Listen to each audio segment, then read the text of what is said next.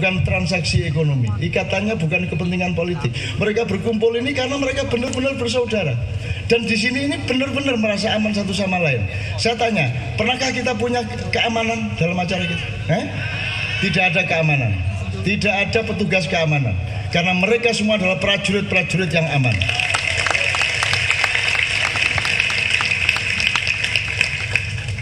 Saya pelan-pelan menjelaskan kepada beliau-beliau, saya kenalan ya kan, supaya Anda berguru kepada beliau juga.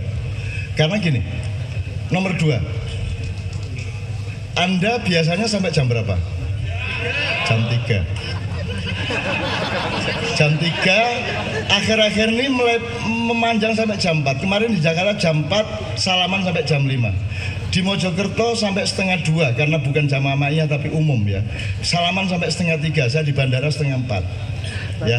Kemudian di mana sebelumnya? Di Sragen, di mana di semua tempat saya keliling terus. Dan saya menjumpai anak-anak seperti ini, Bang. Dan mereka tidak perlu saya omongin, tidak perlu saya ceramain, tidak ada tausiah. Yang ada adalah merasakan bersama keseimbangan hidup. Mereka tidak mungkin berpikir tidak jujur di sini. Mereka apa adanya. Maka mereka bisa menerima apa saja. Mimbar bebas, sebebas apapun mereka appreciate. Dan kalau ada anak-anak kecil di sini, pernah dengar suara anak nangis? Tidak. Pernah ada anak bayi? Tidak pernah. Dan anak-anak kecil itu ikut antri salaman pada jam 3 pagi. Ini keajaiban Allah Subhanahu wa taala. Kemudian saya tanya, yang pekerjaannya atau kegiatannya di wilayah sosial budaya, angkat tangan. Yang bukan IPA dan teknologi, yang sosial budaya. Coba, entah kuliahnya, entah kerjanya. Ya. Atau gini. Jadi jamaah kita itu ya tukang-tukang apa di jalan, pegawai hotel, di bandara, pokoknya mudun pesawat foto. Melbu bandara foto, melbu warung foto, ngoyoh lho dinteni. Tawaf foto. Sambil Jumatan foto, saya lagu gitu. Nah, segmennya menyeluruh, apa saja, siapa saja, golongan apa saja. Dan teman-teman Kristen, teman-teman di gereja nonton bareng acara Anda. Di gereja-gereja mereka nonton bareng dan mereka mengatakan, Cak, kami Katolik tapi kami jamaah ma'iyah.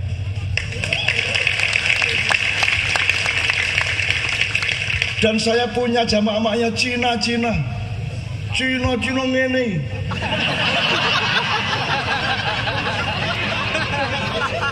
Dan Anda sudah tahu toh pemetaan teman-teman Cina, kita tidak boleh benci siapapun, kan jelas ya. Masalahnya bukan Cina atau tidak Cina, masalahnya kamu menyakiti orang apa tidak, kamu bermanfaat apa tidak untuk orang lain. Bukan Cinanya, bukan Jawanya. Cina Jawa itu letaknya di dapur, agama letak di dapur, tidak di warung. Jelas ya. Terserah dapurnya itu merek Ahmadiyah, terserah mereknya terserah mereknya HTI, sing penting warungnya sehat makanannya, kan begitu prinsipnya. Dan anak-anak ini tidak akan berdebat tentang kebenaran. Kebenaran itu tidak untuk diperdebatkan, karena tidak ada orang modern yang bisa berdebat. Mereka tidak mencari kebenaran, mereka hanya ingin menegaskan pembenaran atas diri mereka sendiri. Itu yang menyebabkan tadi saya mengatakan yang benar bukan kongkorongkong, kukurunuk, yang benar itu perpu. Nah, Anda tahu teorinya, benernya sendiri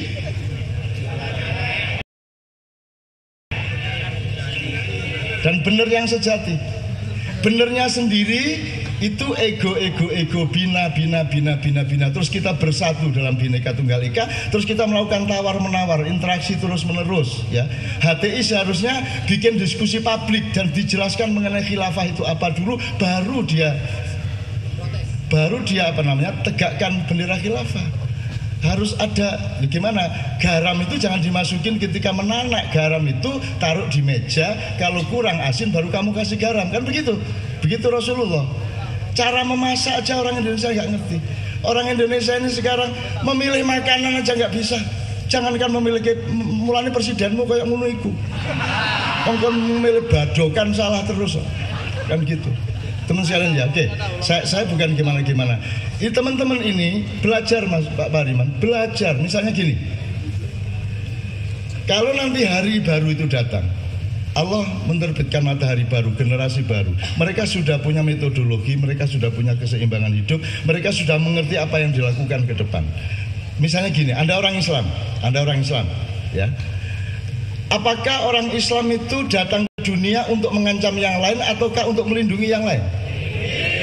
Mengamankan atau mengancam? Mukmin adalah orang yang menciptakan rasa aman atas 3 hal di sekitarnya, bahkan di seluruh dunia. Aman harta bendanya. Nomor 2, aman martabatnya, harga dirinya, tidak boleh dihina, tidak boleh dilecehkan, tidak boleh dibuli-buli seperti di medsos. Dan nomor 3, aman nyawanya. Kalau 3 hal ini aman, siapa yang akan protes? Dan teman-teman ini sudah belajar mengamankan itu. Di sini kalau ada pasukan itu otomatis beriman alamiah dan semua rela satu sama lain. Semua nanti kalau di jalan mereka antri, tidak ada yang melanggar lampu merah. 1 kilometer mereka di bandara, ingat tak? Di bandara gue melaku 1 kilometer jam setengah 4 pagi, betul enggak? Terus keluar motor satu persatu, tidak ada satu pun yang berebut di antara Anda. You are new nation of Indonesia. Tinggal tumbuhnya ini harus ada tutupnya. Mas Sigit dan semua pemimpin, jadilah tutup tumbuh. Karena tumbuh ini harus ada penutupnya. Penutupnya ini adalah pemimpin-pemimpin yang klop, yang apa adanya. Sekarang kan digede-gedein dirinya, gitu nggak? Itu namanya pencitraan. Pencitraan itu adalah pemalsuan. Bibirnya hitam dikasih merah, yang merah itu bibirnya apa palsunya? Itulah pencitraan.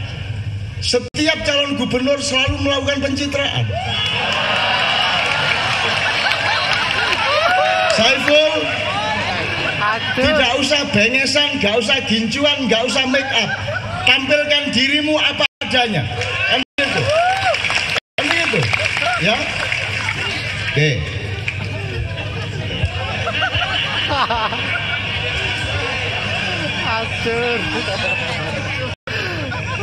Saya bukan makhluk bumi yang menuju ke surga. Saya adalah makhluk surga yang sedang melihat-lihat bumi. Jadi aku tidak punya urusan sama konstelasi bumi. Aku hanya menyayangi mereka dan aku akan menjawab setiap pertanyaan mereka dan aku akan menolong yang mereka minta tolong kepada saya. Tanpa aku punya kepentingan apapun terhadap bumi. Lek-leken bumi, habisin dunia, kamu telan tidak apa-apa. Karena Allah Maha Kaya dan saya tidak ambil makanan dari bumi ini, aku ambil makanan dari malaikat-malaikat di langit. Itulah hidupku.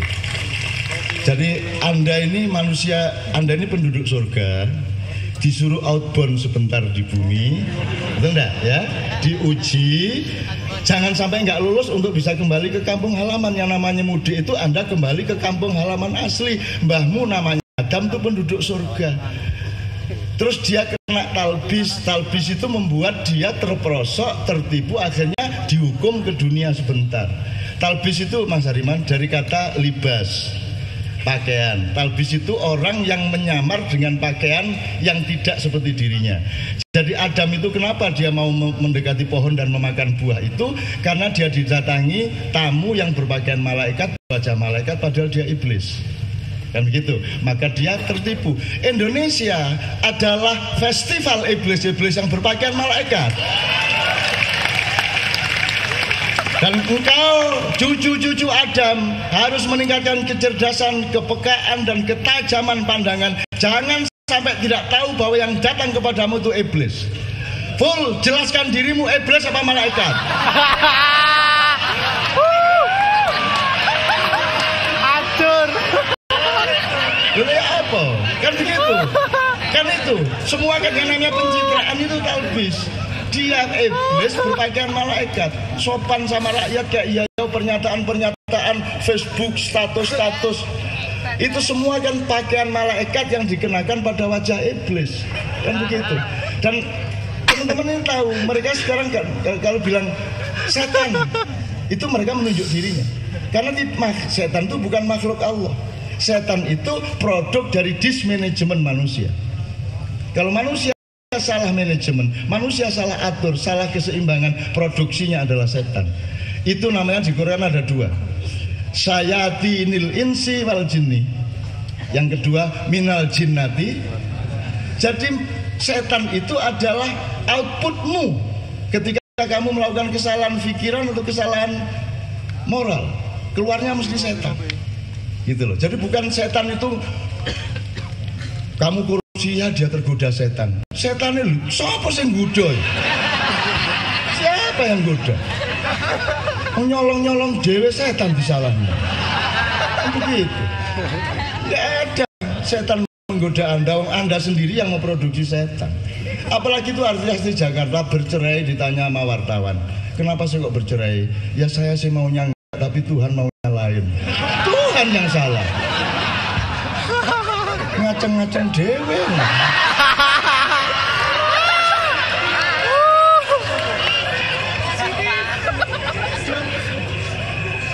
Kata tidak berdiri sendiri, kata ada tempat, ruang dan waktunya.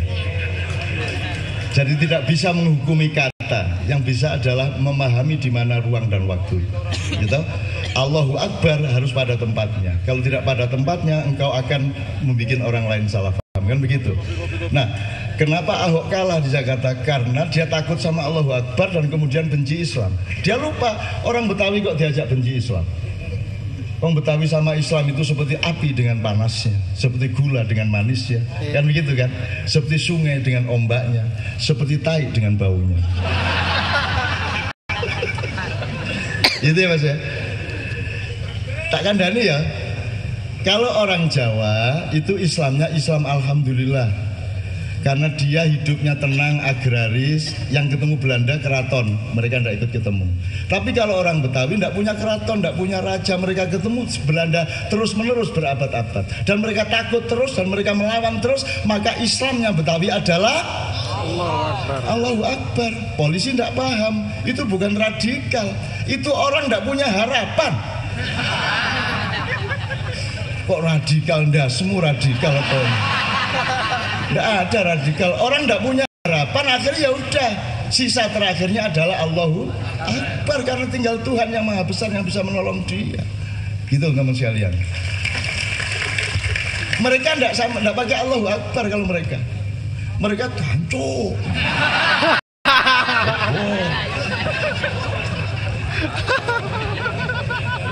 Loh, itu juga sudah kita jelaskan loh. Apakah salah ngomong gancuk? Kan tergantung ruang dan waktunya. Betul nggak? Lo kene iki tidak. Orang Madura diinjak kakinya, diem aja, masih diinjak lagi.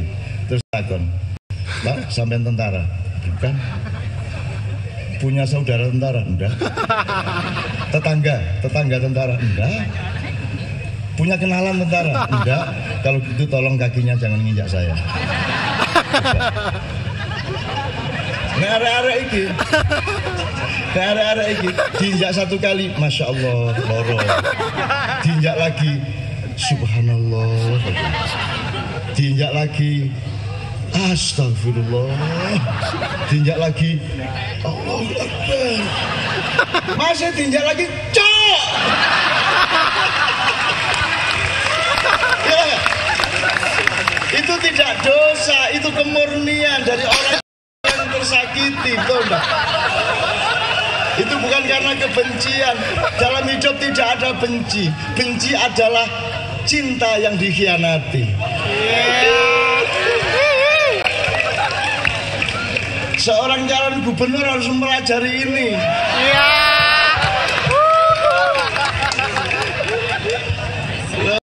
Banyak ceritanya.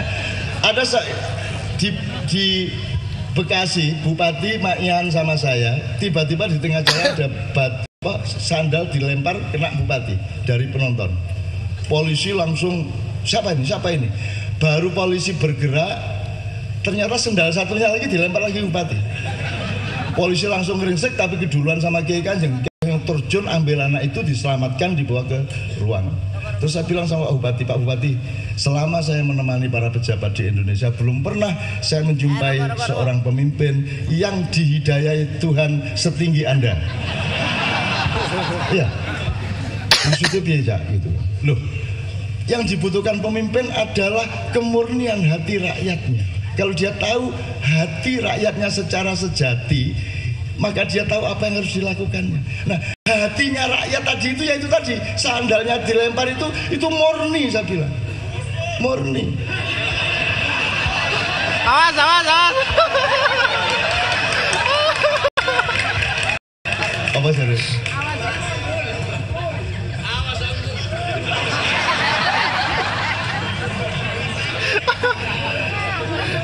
Jadi kan lurus saiki ya, untuk menguatkan hatimu yang murni, siap-siap sandal ya.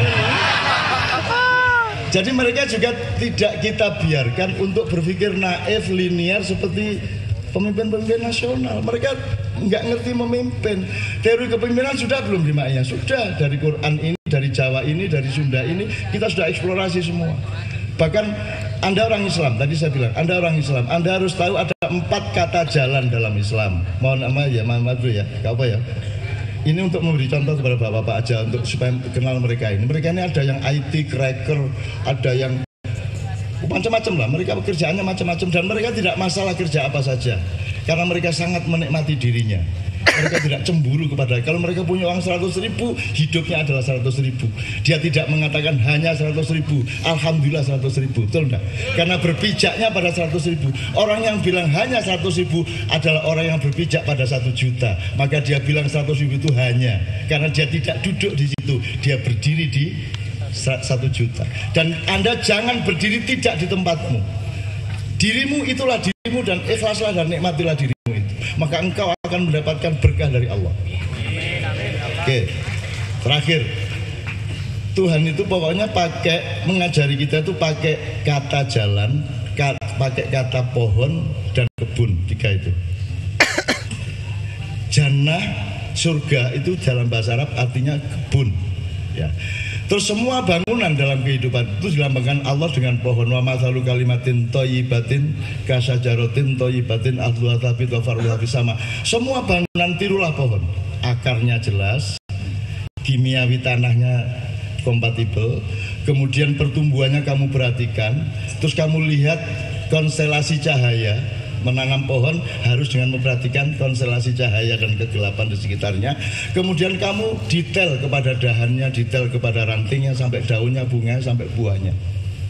Jadi partai yang baik adalah pohon yang baik. Belajarlah kepada pohon, penuhilah semua yang pohon sudah memenuhinya, karena itu Allah sendiri yang berkarya pohon itu.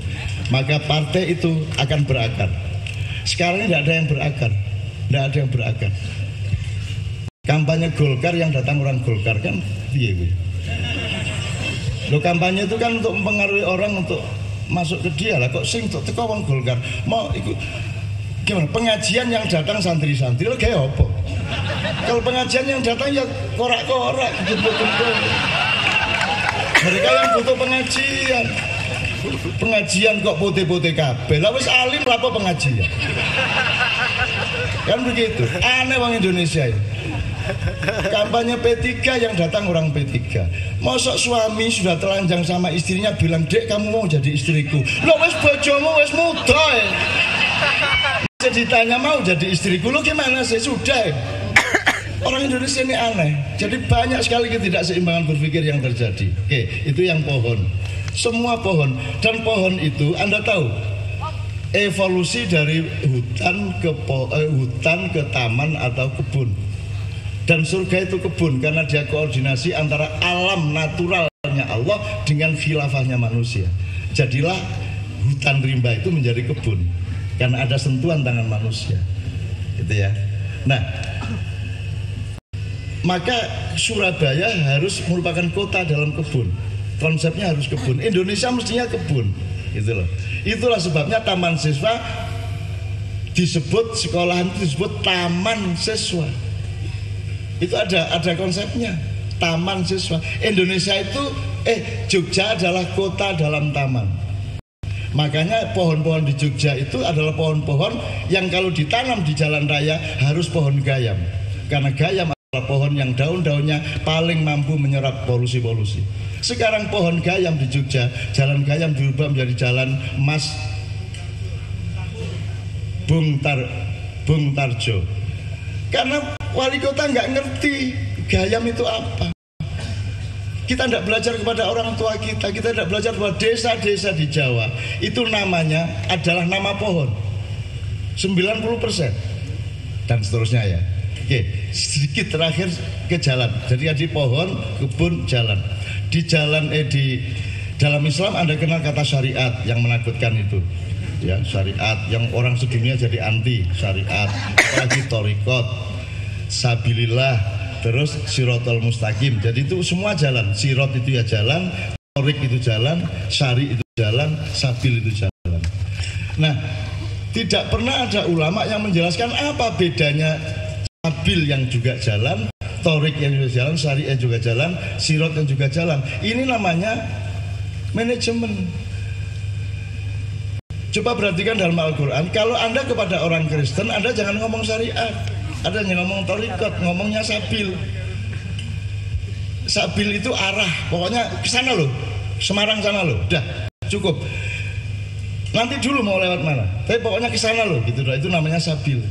Makanya teman-temanmu di Korea itu kan, mereka itu kan berani kehilangan paspor, karena mereka diperas sama PJTKI, terus begitu mereka kerja dapat sekian bulan mereka rela tidak membayar PJTKI, paspornya direbut sehingga mereka pendatang gelap di sana. Dan mereka mengatakan kepada saya, Cak, kita bukan pendatang gelap, kita ini loh, tapi lah kowe ra duwe visa. Loh, fisabilillah, Cak. Enggak punya visa gimana? Fisabilillah. Ini jihad fisabilillah. Dan tenaga kerja Indonesia kelas 1 di Eropa, di mana di Korea, di Hong Kong kelas 1, baru yang kedua nanti India, Filipina, baru nanti Kazakhstan, Bangladesh. Tapi tenaga kerja Indonesia nomor 1. Indonesia itu kapten kesebelasan dunia, dan kau harus mempraktekkan 10 tahun lagi dunia akan kangen sama kamu dan minta kamu gendong, karena dunia itu hanya anggotamu. Kamu lebih kaya dari dunia. Wes toh, percaya manusia Indonesia. Dan engkau cucu-cucu Adam harus meningkatkan kecerdasan, kepekaan dan ketajaman pandangan. Jangan sampai tidak tahu bahwa yang datang kepadamu itu iblis. Full jelaskan dirimu iblis apa malaikat. Atur. Dulu ya apa? Kan begitu. Kan itu. Semua kan yang namanya pencitraan itu talbis. Dia iblis berpakaian malaikat, sopan sama rakyat kayak iya, pernyataan-pernyataan Facebook, status-status itu semua kan pakaian malaikat yang dikenakan pada wajah iblis, kan begitu. Dan teman-teman ini tahu, mereka sekarang kalau bilang setan itu mereka menunjuk dirinya, karena setan itu bukan makhluk Allah. Setan itu produk dari dismanajemen manusia. Kalau manusia salah manajemen, manusia salah atur, salah keseimbangan, produksinya adalah setan. Itu namanya di Quran ada 2, syayatinil insi wal jinni, yang kedua minal jinnati.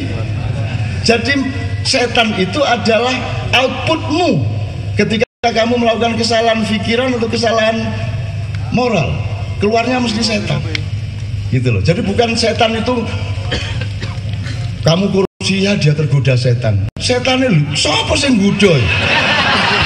Siapa yang goda? Nyolong-nyolong dewe setan disalahnya. Begitu.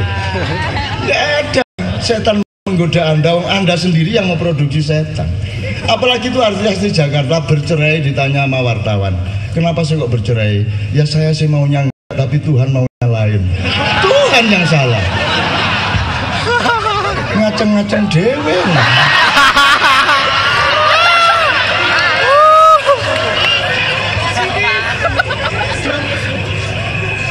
Kata tidak berdiri sendiri, kata ada tempat, ruang dan waktunya. Jadi tidak bisa menghukumi kata, yang bisa adalah memahami di mana ruang dan waktu. Gitu? Allahu Akbar harus pada tempatnya. Kalau tidak pada tempatnya, engkau akan membuat orang lain salah paham, kan begitu. Nah, kenapa Ahok kalah di Jakarta? Karena dia takut sama Allahu Akbar dan kemudian benci Islam. Dia lupa orang Betawi kok diajak benci Islam. Orang Betawi sama Islam itu seperti api dengan panasnya, seperti gula dengan manisnya, kan begitu kan? Seperti sungai dengan ombaknya, seperti tai dengan baunya. Itu ya Mas ya. Tak kandani ya. Kalau orang Jawa itu Islamnya Islam alhamdulillah. Karena dia hidupnya tenang, agraris, yang ketemu Belanda keraton, mereka tidak ikut ketemu. Tapi kalau orang Betawi tidak punya keraton, tidak punya raja, mereka ketemu Belanda terus menerus berabad-abad, dan mereka takut terus dan mereka melawan terus. Maka Islamnya Betawi adalah Allahu Akbar. Polisi tidak paham, itu bukan radikal, itu orang tidak punya harapan. Kok radikal? Ndak, semua radikal kok. Nggak ada radikal, orang nggak punya harapan, akhirnya ya udah, sisa terakhirnya adalah Allahu Akbar, karena tinggal Tuhan yang Maha Besar yang bisa menolong dia. Gitu teman sekalian. Mereka nggak pakai Allahu Akbar. Kalau mereka hancur.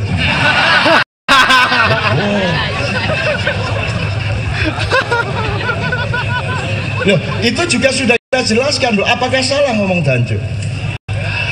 Kan tergantung ruang dan waktunya, betul nggak?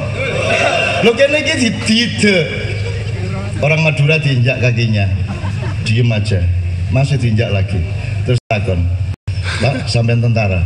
Bukan. Punya saudara tentara? Enggak. Tetangga tentara? Enggak. Punya kenalan tentara? Enggak. Kalau gitu tolong kakinya jangan nginjak saya. Nah, arek-arek iki diinjak satu kali, masya Allah, loro. Diinjak lagi, subhanallah. Diinjak lagi, astagfirullah. Diinjak lagi, Allahu Akbar. Masih diinjak lagi, cok. Ya, itu tidak dosa, itu kemurnian dari orang tersakiti, betul enggak? Itu bukan karena kebencian. Dalam hidup tidak ada benci. Benci adalah cinta yang dikhianati. Seorang calon gubernur harus mempelajari ini.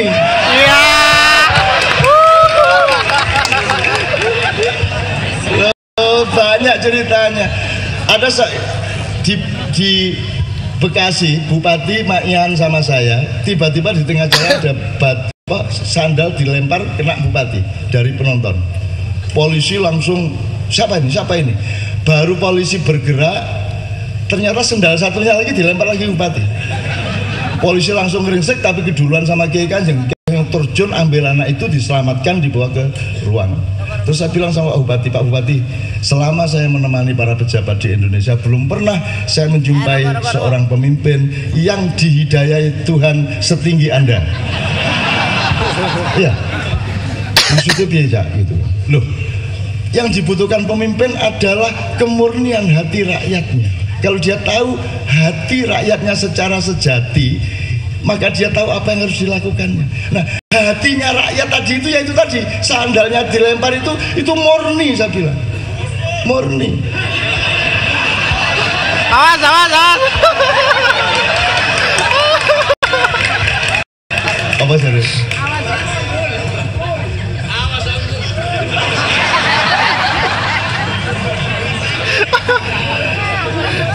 Jadi kan terus saiki ya, untuk mengenalkan hatimu yang murni, siap-siap sandal ya. Jadi mereka juga tidak kita biarkan untuk berpikir naif, linear seperti pemimpin-pemimpin nasional. Mereka nggak ngerti memimpin. Teori kepemimpinan sudah belum di Maknya? Sudah, dari Quran ini, dari Jawa ini, dari Sunda ini, kita sudah eksplorasi semua. Bahkan Anda orang Islam, tadi saya bilang, Anda orang Islam, Anda harus tahu ada 4 kata jalan dalam Islam. Mohon maaf ya, maaf dulu ya, gak apa ya. Ini untuk memberi contoh kepada bapak-bapak aja, untuk supaya kenal mereka ini. Mereka ini ada yang IT cracker, ada yang macam-macam lah. Mereka pekerjaannya macam-macam, dan mereka tidak masalah kerja apa saja, karena mereka sangat menikmati dirinya. Mereka tidak cemburu kepada, kalau mereka punya uang 100.000, hidupnya adalah 100.000. Dia tidak mengatakan hanya 100.000, alhamdulillah 100.000, betul enggak? Karena berpijaknya pada 100.000. Orang yang bilang hanya 100.000 adalah orang yang berpijak pada 1 juta. Maka dia bilang 100.000 itu hanya, karena dia tidak duduk di situ, dia berdiri di 1 juta. Dan Anda jangan berdiri tidak di tempatmu. Dirimu itulah dirimu, dan ikhlaslah dan nikmatilah dirimu itu. Maka engkau akan mendapatkan berkah dari Allah. Oke, terakhir, Tuhan itu pokoknya pakai mengajari kita itu pakai kata jalan, pakai kata pohon dan kebun, tiga itu. Jannah, surga itu dalam bahasa Arab artinya kebun, ya. Terus semua bangunan dalam kehidupan itu dilambangkan Allah dengan pohon. Wa mathalu kalimatin thayyibatin kasajaratin thayyibatin ahluha thabit wa far'uha sama. Semua bangunan tirulah pohon. Akarnya jelas, kimiawi tanahnya kompatibel, kemudian pertumbuhannya kamu perhatikan, terus kamu lihat konstelasi cahaya. Menanam pohon harus dengan memperhatikan konstelasi cahaya dan kegelapan di sekitarnya. Kemudian kamu detail kepada dahannya, detail kepada rantingnya, sampai daunnya, bunganya, sampai buahnya. Jadi partai yang baik adalah pohon yang baik. Belajarlah kepada pohon, penuhilah semua yang pohon sudah memenuhinya, karena itu Allah sendiri yang berkarya pohon itu. Maka partai itu akan berakar. Sekarang ini tidak ada yang berakar, tidak ada yang berakar. Kampanye Golkar yang datang orang Golkar kan iya gue. Lo kampanye itu kan untuk mempengaruhi orang untuk masuk ke dia lah, kok sing untuk teko wong Golkar mau ikut gimana? Pengajian yang datang santri-santri lo kayak apa? Kalau pengajian yang datang ya korak-korak gitu-gitu. Mereka yang butuh pengajian kok putih-putih kabeh. Lah wis alim apa pengajian? Kan begitu. Aneh wong Indonesia ini. Kampanye P3 yang datang orang P3. Mosok suami sudah telanjang sama istrinya bilang, "Dek, kamu mau jadi istriku." Lo wes bojomu wes muda ya. Jadi ditanya mau jadi istriku, lo gimana sih? Sudah.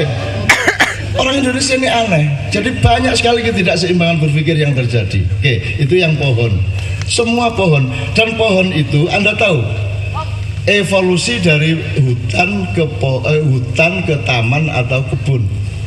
Dan surga itu kebun karena dia koordinasi antara alam naturalnya Allah dengan khilafahnya manusia.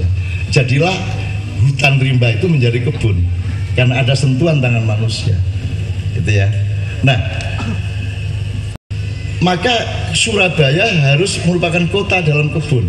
Konsepnya harus kebun. Indonesia mestinya kebun. Gitu loh. Itulah sebabnya taman siswa disebut, sekolahan itu disebut taman siswa. Itu ada konsepnya, taman siswa. Indonesia itu Jogja adalah kota dalam taman. Makanya pohon-pohon di Jogja itu adalah pohon-pohon yang kalau ditanam di jalan raya harus pohon gayam.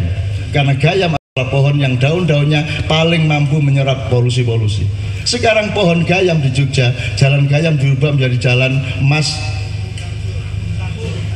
Bung Tarjo.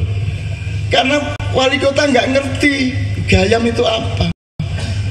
Kita tidak belajar kepada orang tua kita tidak belajar bahwa desa-desa di Jawa itu namanya adalah nama pohon 90% dan seterusnya ya. Oke, sedikit terakhir ke jalan. Jadi di pohon, kebun, jalan. Di jalan di dalam Islam Anda kenal kata syariat yang menakutkan itu. Ya, syariat yang orang sedunia jadi anti syariat, apalagi thariqat, sabilillah, terus sirotol mustaqim. Jadi itu semua jalan. Sirot itu ya jalan, thariq itu jalan, syari itu jalan, sabil itu jalan. Nah, tidak pernah ada ulama yang menjelaskan apa bedanya sabil yang juga jalan, thariq yang juga jalan, syari yang juga jalan, sirot yang juga jalan. Ini namanya manajemen. Coba perhatikan dalam Al-Quran, kalau Anda kepada orang Kristen, Anda jangan ngomong syariat, Anda jangan ngomong thariqat, ngomongnya sabil. Sabil itu arah, pokoknya ke sana loh, Semarang sana loh, udah cukup. Nanti dulu mau lewat mana, tapi pokoknya ke sana loh, gitu loh, itu namanya sabil. Makanya teman-temanmu di Korea itu kan, mereka itu kan berani kehilangan paspor, karena mereka diperas sama PJTKI, terus begitu mereka kerja dapat sekian bulan mereka rela tidak membayar PJTKI, paspornya direbut sehingga mereka pendatang gelap di sana, dan mereka mengatakan kepada saya, "Cak, kita bukan pendatang gelap, kita ini lu tapi lak kowe ora duwe visa." Loh, fisabilillah, Cak. Enggak punya visa gimana? Fisabilillah. Ini jihad fisabilillah.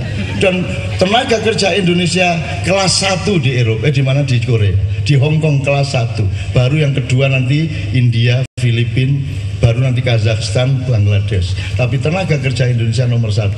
Indonesia itu kapten kesebelasan dunia. Dan kau harus mempraktekkan 10 tahun lagi dunia akan kangen sama kamu dan minta kamu gendong. Karena dunia itu hanya anggotamu.